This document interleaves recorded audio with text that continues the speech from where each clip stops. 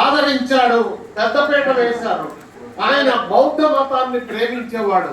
అందుకే హుసేన్ సాగర్ లో ఏకశిల బౌద్ధ విగ్రహాన్ని ఏర్పాటు చేశాడు. ఈ మహానాడు అన్నటువంటి పదం బౌద్ధ భాషకి పదం. అందుకే ఏ ముహూర్తాన్ని చేశాడో కానీ ఇది తెలుగు వారికి, తెలుగు జాతికి పండుగ రోజు అయిపోయింది. అలానే సమాజమే దేవాలయం, ప్రజలే దేవుళ్ళు, ప్రజాసేవకే నా జీవితం అంకితం అని చెప్పాడు. అన్న మాట అమలు చేసినటువంటి, నిరూపించినటువంటి నాయకుడు ఎన్టీ రామారావు గారు.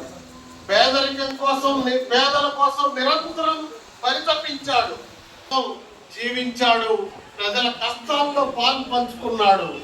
సమాజాన్ని ప్రేరేపిస్తున్నటువంటి రుగ్మతలన్నింటికీ చికిత్స చేయడానికి అనేక సాహసోపేత నిర్ణయాలు తీసుకున్నాడు.